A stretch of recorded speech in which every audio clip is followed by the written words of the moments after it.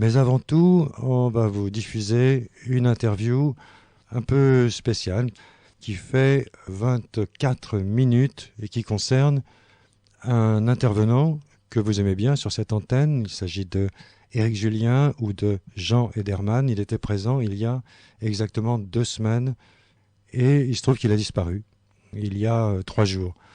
On va en savoir plus avec sa compagne qui témoigne et on se retrouve ensuite avec Rox Hauker et Jean-Marc Roeder.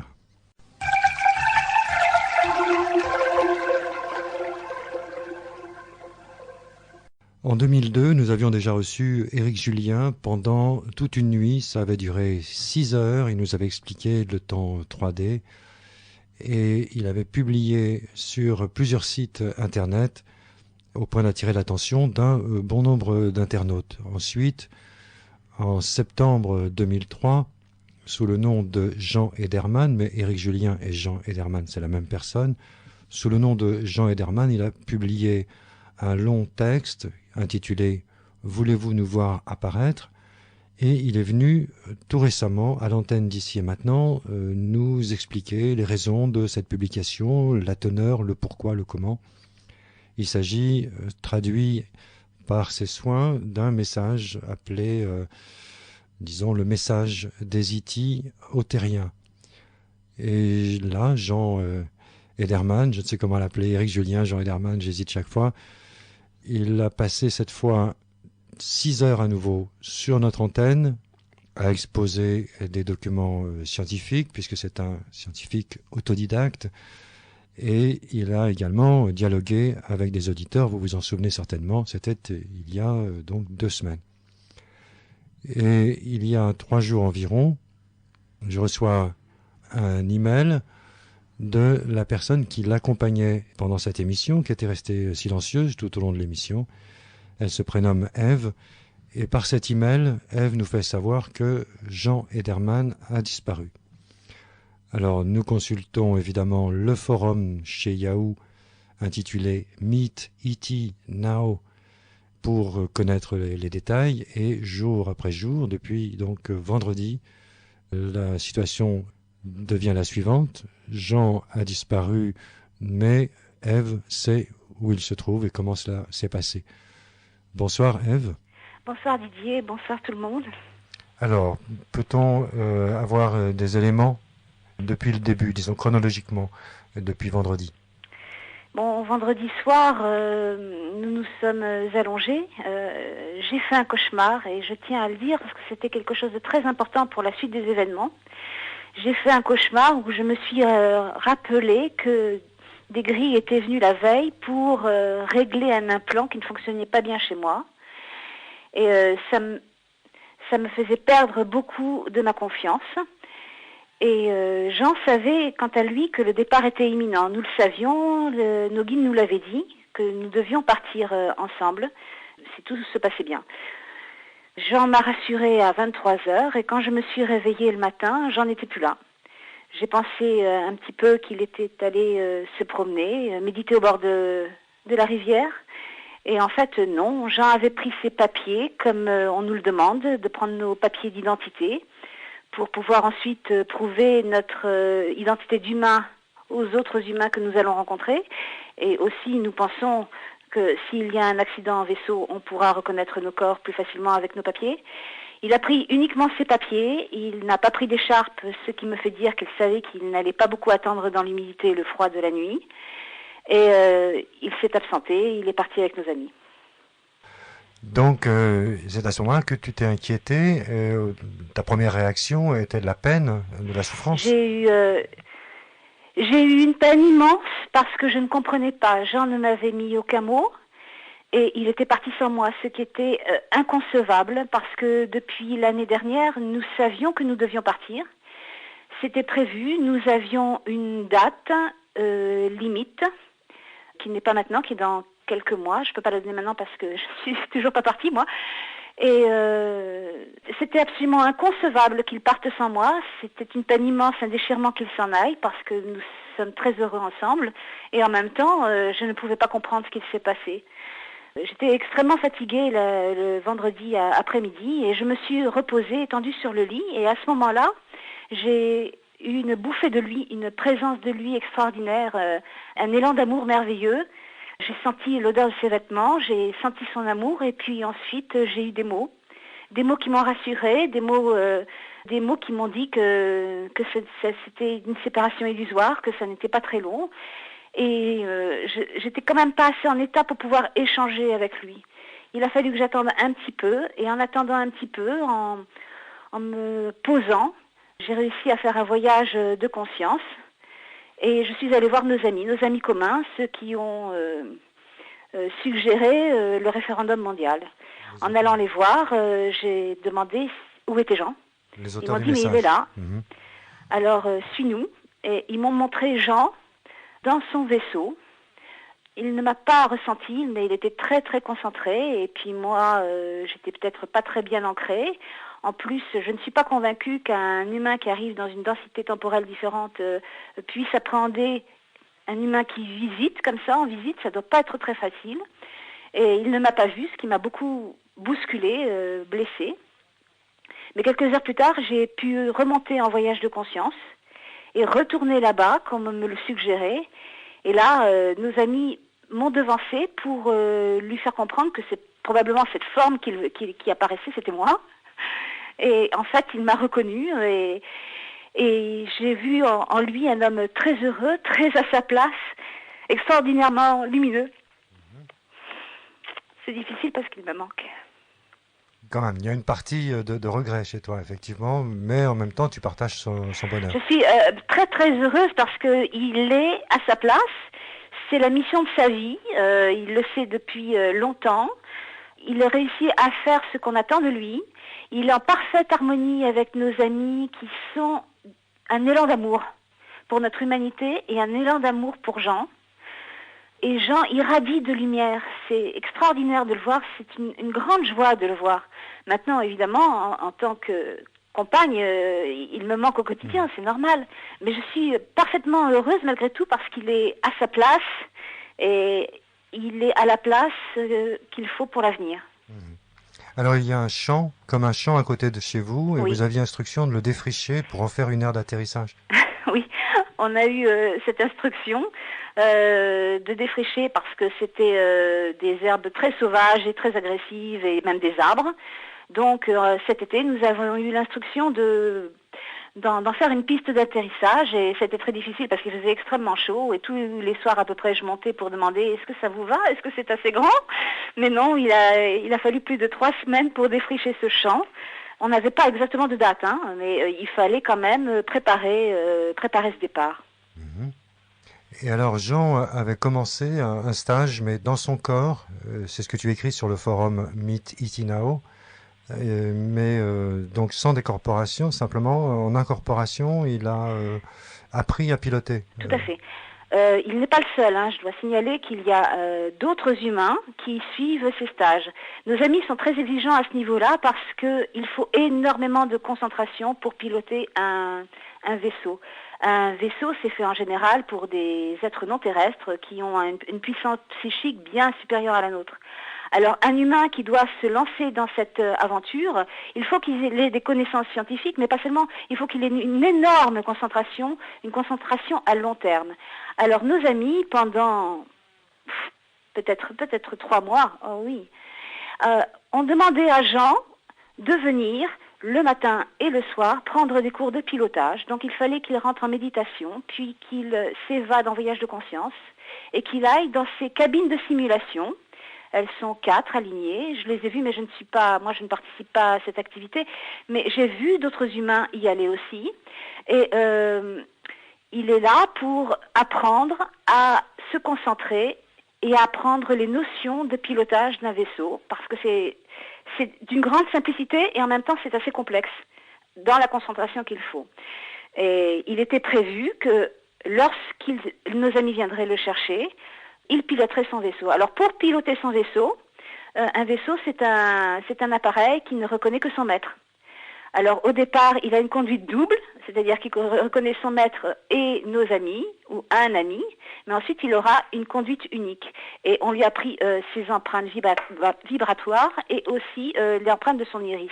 Quand on lui a pris l'empreinte de son iris, ça lui a fait mal plusieurs jours dans son corps physique. C'était assez curieux. Et d'ailleurs depuis, il avait toujours besoin de lunettes de soleil très très foncées, quel que soit le temps. Parce que dans notre monde, malgré tout, ça a eu un impact sur ses yeux. Oui, je ne savais pas que l'empreinte de l'iris pouvait faire souffrir. Non, mais moi, j'ai été souvent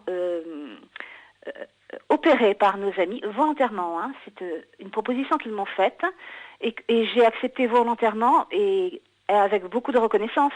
Ce sont des opérations qui ont pour but de nous, ils appellent ça décristalliser, parce qu'ils trouvent que nous, les humains, nous sommes très cristallisés. Alors même si, avant de les connaître, je pouvais voyager en conscience, j'étais quand même, malgré tout, très, très humaine. Et ils m'ont permis d'aller plus loin, plus haut, d'avoir une compréhension plus large, et ils m'ont appris la télépathie. Alors, grâce à eux, j'ai vraiment beaucoup évolué dans ma spiritualité, mais en même temps, les premières opérations étaient douloureuses dans mon corps physique. Il y a vraiment une répercussion dans le corps physique. Et pour Jean, c'était la même chose. Alors, sur cette liste de diffusion chez Yahoo, il y a déjà d'autres participants qui ont rendu visite à Éric Julien. Oui, tout à fait. C'est très gratifiant pour moi parce que je ne suis pas seule à voir Jean. D'autres personnes ont vu Jean en train de piloter. Il se trouve que Jean a eu beaucoup de difficultés quand il est arrivé dans son vaisseau parce qu'il était vraiment là dans son corps physique, dans une autre densité, dans un autre espace-temps comme il dit, mais il était physiquement dans son vaisseau. Et moi, quand je l'ai vu, il avait donc les mains au-dessus du tableau de bord et il avait son corps dans un fauteuil qui épousait parfaitement ses formes. Mais toute la difficulté pour lui, c'est de se concentrer non-stop. Et nous, humains, nous ne savons pas nous concentrer. Nous avons tout le temps l'esprit qui saute à droite à gauche sur une pensée, sur ce que nous devons faire, sur une petite douleur ou deux, ou des petites choses comme ça. Et il ne faut pas. Il faut absolument être sans arrêt concentré, sinon le vaisseau s'arrête. Et c'est de grandes difficultés pour lui, mais hier soir, il a réussi à faire une sortie tout seul, sans accompagnateur, ce qui prouve que les accompagnateurs avaient grande confiance, et à revenir. C'est encore mieux.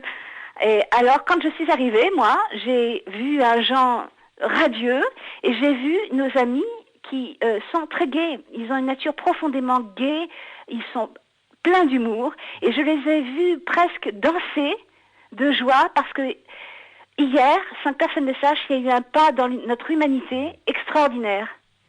Un humain a conduit un vaisseau non terrestre, seul, et nous rentrons vraiment dans un nouveau monde. Tu sais, Ève, lorsqu'on prend des cours de pilotage, ça s'appelle un lâcher. Oui. C'est le premier vol en solo. Oui. L'instructeur reste à l'écart et on est aux commandes voilà, lorsqu'il estime que nous sommes prêts. Jean avait fait donc, beaucoup d'exercices de simulation. Et puis un jour, en méditation, nos amis lui ont dit « Mais prends ton vaisseau, puisque son vaisseau est prêt. » Mais c'était encore dans un voyage de conscience. Mais malgré tout, il y avait une preuve de confiance. Donc, il avait fait sa première sortie avec son vaisseau en voyage de conscience. Et ça avait été éblouissant pour lui, parce qu'il a vu comment le vaisseau sort de là. Hein, c'est une dématérialisation. Et puis, il avait survolé des territoires, bon, je ne veux pas dire où se trouvent nos amis, mais il se trouve vraiment sur Terre, et Jean a survolé l'endroit, et il est rentré à la base. Et ça avait été extrêmement émotionnant pour lui, pour moi quand je l'ai su, et nos amis étaient très heureux parce que ça s'était très bien passé. Mais, bien sûr, dans sa propre réalité, c'est très difficile parce qu'il faut vraiment se concentrer, et là, c'est vraiment son espace-temps. Il n'y a pas de décalage comme nous, il y a un décalage quand on circule. Il faut être très très longtemps bien concentré, mais il y est arrivé. Et l'internaute qui a signalé qu'il avait vu Jean, a signalé qu'il avait eu des difficultés, lui aussi, il s'était rendu compte qu'il avait eu des difficultés de concentration, d'énergie en fait, et il a appris plus tard que Jean avait aussi réussi son premier voyage. Alors, ces bases, est-ce qu'elles sont autour de la Terre dans des vaisseaux mers ou est-ce qu'elles sont souterraines? Les bases sont souterraines. Au départ, il y en avait une seule. Et puis, nous avons su que nos amis déménageaient, parce que là où ils étaient, ils n'étaient pas bien. Ils risquaient d'avoir des ondes que l'on leur transmettait pour les déranger. Donc, ils ont créé 4 autres bases sur Terre. Enfin, je dis sur Terre, mais c'est faux, c'est sous Terre. Mais ils sont sous Terre. Et dans ces bases, il y a des hangars gigantesques, plusieurs fois. Moi, j'en ai vu un qui me semblait être plusieurs fois le Parc des Princes, à tel point que je n'ai pas vu la fin des hangars. Mais j'ai vu là une collection de vaisseaux qui ferait rêver tous les ufologues, parce que il y avait des vaisseaux individuels, et puis il y avait des vaisseaux un peu plus grands pour des petits groupes, 3, 4, et puis des vaisseaux très grands pour le transport collectif. C'est assez inimaginable. Et quand on se retrouve là, ça donne le vertige. Moi, ça m'a donné le vertige parce que je me suis rendu compte à quel point, lorsque nous les verrons, parce que je savais qu'il était prévu que si tout se passe bien, si le référendum mondial trouve l'écho que nous attendons, que les hommes sont prêts à passer le cap et à aller vers une autre fraternité, il était prévu, je savais que les vaisseaux allaient se présenter. Mais quand je les ai vus dans le hangar, j'ai compris à quel point ce serait un choc. Parce qu'ils sont de toutes formes, ils sont énormes et ils sont extrêmement différents de tout ce qu'on peut connaître. Alors, ce que j'ai du mal à comprendre, c'est comment ces vaisseaux peuvent traverser la matière pour Eh bien, émerger. ils traversent la matière avec la... Bon, c'est plutôt des questions qu'il aurait fallu poser à Jean, parce qu'il explique tellement mieux tout le contexte physique. Mais ces vaisseaux ont la même capacité que lorsqu'ils viennent chez nous et que d'un seul coup on les voit et puis ensuite on ne les voit plus, ils se dématérialisent. Ils passent dans un autre espace-temps. Eh bien, chez eux, c'est exactement la même chose. Ils vont changer d'espace-temps et donc traverser la matière. Parce que il n'y a pas qu'un espace-temps. Il y a plusieurs niveaux. Donc, eux aussi ont cette capacité d'évoluer, de se dématérialiser en modifiant l'espace-temps, le champ temporel autour d'eux. D'accord. La planète d'origine de ces La entités? planète d'origine, alors d'origine, on n'en a pas parlé parce que ça fait extrêmement longtemps que leur planète n'est plus. Elle a dégénéré, elle n'est plus. Alors ils ont trouvé une planète d'accueil, et comme ce sont des êtres profondément aimants et reconnaissants envers toute chose, ils ont un sentiment de profond amour et reconnaissance vis-à-vis de leur planète, qu'ils appellent affectueusement Mounia. Alors, c'est pas vraiment le nom de leur planète, c'est le nom qu'ils ont donné. Et donc, on peut les appeler les Mouniens. Ils aiment profondément leur planète et il y a une relation d'amour avec cette planète. Et elle est dans la constellation de la Lyre. Voilà qui est plus précis. Tu as vu Jean encore récemment aujourd'hui? Oui. Et quel est son message? Eh bien, son message, c'est qu'il commence à bien maîtriser le vaisseau. C'est pas encore de très longs voyages. Hein. Il faut vraiment bien maîtriser le psychique, le mental, mais il arrive à sortir, à se sentir bien dans son environnement. Et il m'a dit de dire, puisque je lui ai posé la question, s'il avait un message justement pour cette interview, qu'il s'apprête à apprendre aux hommes, à certains hommes, qui vont venir physiquement, tout comme lui, à piloter des vaisseaux. Il est sur le point, à son tour, d'enseigner. D'accord, le lien entre les Iti et les humains. Oui, le but ultime, c'est ça. C'est d'abord ce coup de main qu'ils vont nous donner, et en même temps, montrer à quel point nous ne sommes pas ennemis. Nous pouvons avoir des relations fraternelles avec des êtres aimants et beaucoup plus spirituels, non pas dans l'humour, quoique aussi ils ont un très grand humour, mais plus éveillés, plus connectés avec l'essentiel de ce qui est un cheminement de vie. D'accord, Ève. Alors, donc, Éric Julien, autrement dit Jean Ederman, sait que tu réponds pour lui en ce moment sur cette radio. Oui, il le sait. Bien, bien. De toute manière, je ne veux pas apparaître niaise, mais je ne fais rien sans son accord. Très bien. Et je ne passe que son accord, c'est aussi l'accord de nos amis. Et pour que le référendum soit coulant, que tout se passe bien, je ne veux pas faire d'impair, dire des choses idiotes. Il faut que tout soit harmonieux. Donc je préfère demander toujours ce que je dois dire. Non pas que j'ai des choses à cacher, c'est pas du tout ça, mais je veux être dans la note juste. Très bien, Ève. Alors, donc, puisqu'il est ainsi établi que Éric Julien a confiance en cette radio, en ses animateurs, la question suivante est, est-ce que tu viendrais dialoguer avec les auditeurs et en dire davantage la semaine prochaine?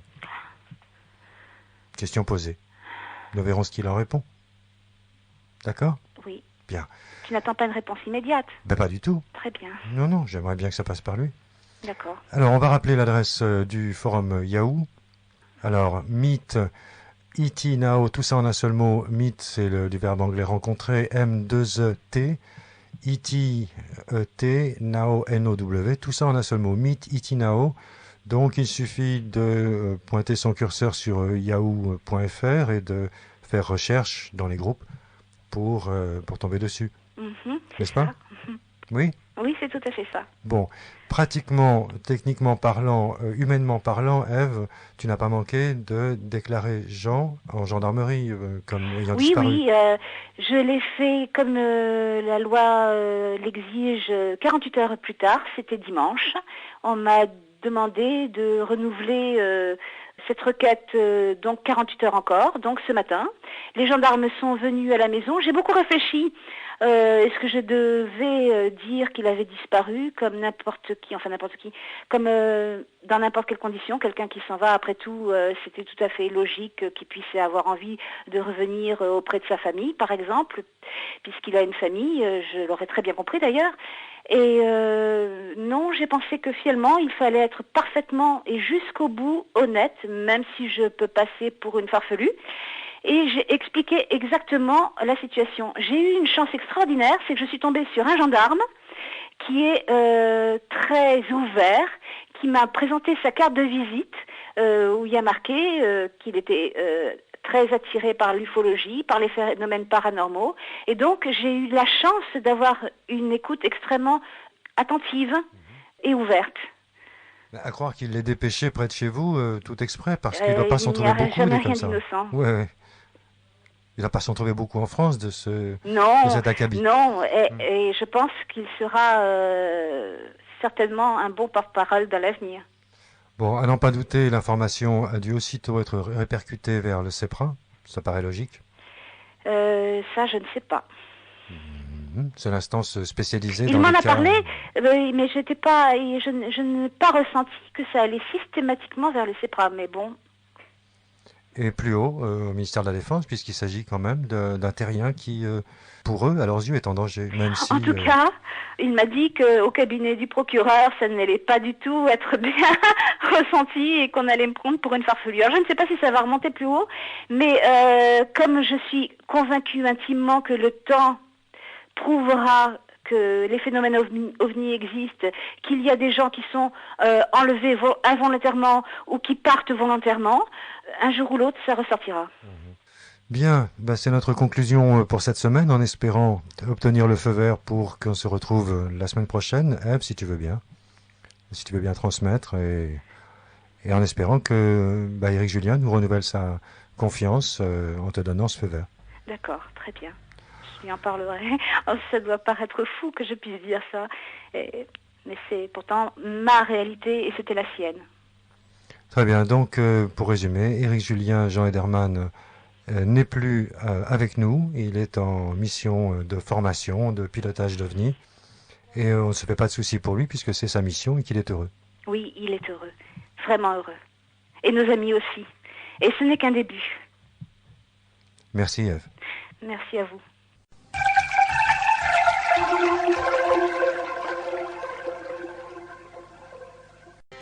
Effectivement, vous l'avez tous entendu, vous n'avez pas rêvé. Vous êtes sur 95.2 le mardi soir et on vient d'apprendre le départ de Éric Julien. On sait maintenant où il se trouve, on en saura encore davantage la semaine prochaine. Ça fait bizarre pour certains. J'en vois ici se tapoter, se demander si c'est bien ce qu'ils ont entendu. Nous avons en particulier Thierry Vatelet au téléphone, qui était avec nous d'ailleurs la semaine dernière et qui a suivi cette diffusion. Bonjour. Bonsoir. Oui, c'est tout à fait étonnant, hein. Tout à fait. On n'en attendait pas moins. Très interloqué, évidemment. Et tu verrais Rox Hauker qui est avec nous dans le studio, il a plus de bras, ils sont par terre. Ah oui, je m'en doute. Connaissant un peu Rock, il doit se poser à peu près les mêmes questions que moi. Et on rêverait évidemment de rencontrer cette dame, par exemple. C'est clair.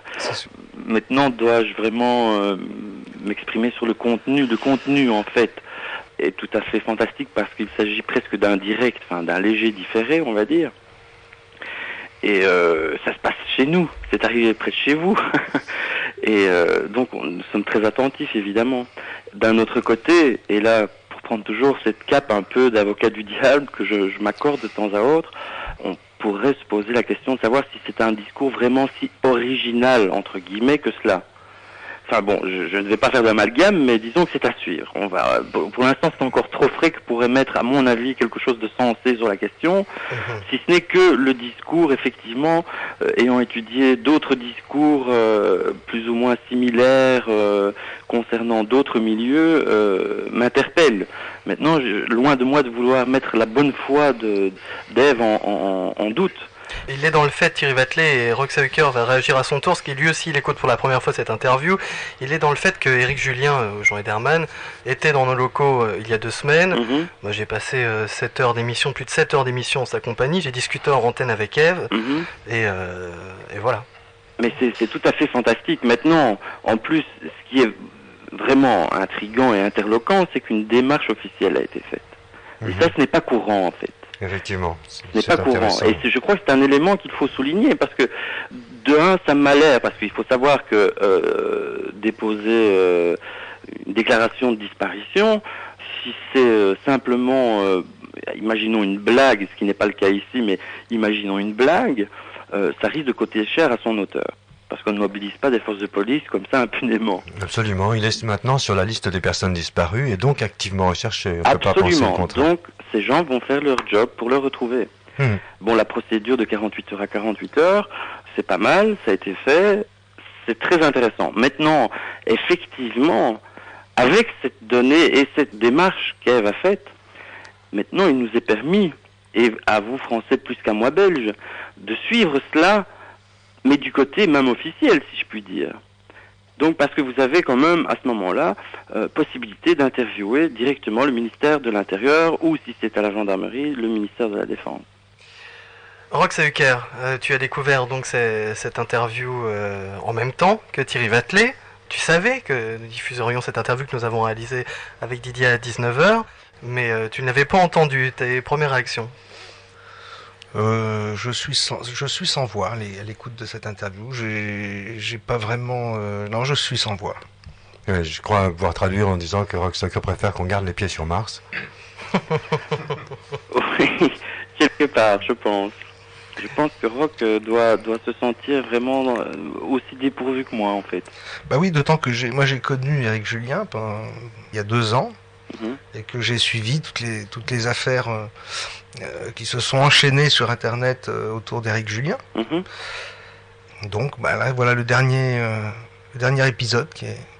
Mais une disparition est déjà quelque chose d'assez rare en soi en France. On a connu quelques cas. Et rappelons-le, déclaré par définitive, comme définitif par Ève. Ah oui, donc il n'y a pas d'espoir de retour. Non, il n'y a pas. On n'est pas dans le mythe. Je suis parti et je vais revenir pour tous vous sauver. C'est définitif. C'est du non-retour. Oui, non-retour. Ce qui complique complètement le sujet, en fait. Complètement, parce que il y a l'œil du chercheur un peu habitué à ce genre de phénomène, habitué, si on peut dire qu'on puisse être habitué à ce genre de phénomène, qui va prendre ça presque au pied de la lettre en disant je vais m'attacher à vérifier et à surtout observer ce qui va se passer. Et puis, il y a l'œil de l'enquêteur judiciaire qui maintenant va devoir entrer en scène, lui va se poser la question, va se poser le problème en d'autres termes. Lui, il aura affaire à une disparition. Je vous le donne, c'est pas mon opinion, mais c'est certainement comme ça qu'ils vont l'aborder. On a affaire à une disparition de personne. Cette personne évolue dans un milieu à tendance mystique. C'est ce qui va être déclaré et c'est ce qui sera envisagé. Et de là, l'enquête, évidemment, va partir dans ce sens-là, dans un premier temps. Dans un premier temps, je dis bien. S'il voit qu'il ne débouche rien d'autre,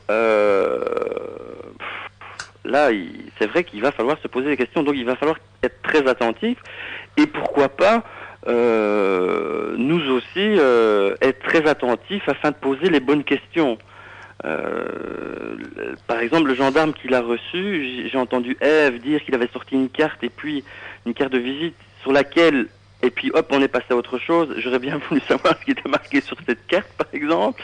Et surtout, si le gendarme, à mon avis, qui doit bien faire son métier aujourd'hui, est obligé d'écouter cette émission, ça, c'est obligatoire. S'il ne le fait pas, ben bon, il a loupé son métier. Mais je pense, et évidemment, je ne sais pas s'il est éventuellement possible qu'il vous téléphone, ce serait toujours... Encore faudrait-il pouvoir l'identifier. Ce qui est quand même formidable dans cette histoire, Thierry Wathelet, c'est d'avoir dans sa gendarmerie la plus proche une personne spécialisée en ufologie. Eh bien écoutez, ça, après 15 années de bons et loyaux services, je peux vous dire que c'est pas si rare que ça. C'est pas si rare que ça, et j'ai rencontré des gens, des sous-officiers de gendarmerie et des officiers de gendarmerie, notamment en Belgique, qui ne plaisantent plus du tout sur le sujet. Je ne vous parle pas des militaires qui, pour eux, c'est une donne au même titre qu'autre chose. Et en France, écoutez, après un rapport Cometa, après le CEPRA, bon, qui est quand même une première mondiale en l'espèce, avec le GEPAN, et puis CEPRA, on connaît l'histoire. Bon, ben, s'il y a encore des gendarmes qui ont envie de rire ou qui ne s'y intéressent pas, ils ont des procédures de transfert de données au CEPRA, d'appeler le CEPRA. Donc dans ce cas-là, est-ce que le CEPRA va être averti? C'était la bonne question de Didier. Ben, ça me paraît évident, parce qu'il y a toujours une copie qui part au CEPRA. Ah, normalement, oui. Normalement, oui. Donc, il serait intéressant, tout en sachant cela, et Ève l'a fait vraiment de la plus belle des manières, elle nous donne la possibilité de suivre le dossier d'un plan presque judiciaire et d'un plan légal, en se disant, ben voilà, vraisemblablement, la gendarmerie a transféré l'information au CEPRA, ce qui devrait, à mon avis, peut-être déranger M. Velasco jusqu'à Paris, et ce serait bien, quoi qu'on en pense, je pense que ce serait bien pour tout le monde, et puisque nous, on n'est pas non plus tout à fait idiots, donc on va suivre le dossier également, et il est toujours possible aux Français, aux gens intéressés, de demander des comptes. Parce que je tiens à rappeler rapidement que bon, le CEPRA et la gendarmerie nationale sont quand même payés par le contribuable français. Merci beaucoup Thierry pour cette réaction à chaud. Mais c'est moi qui vous remercie en tout cas de m'avoir mis cette écoute dans le téléphone, vu que le PC est HS. Et puis on rappelle ton site internet, c'est reco.zapto.org. Oui, c'est gentil. C'est normal. Bonne soirée Thierry. Bonne soirée Roch, bonne soirée Didier, bonne soirée Alex, au revoir. Au revoir. Salut Thierry Wathelet. Au revoir.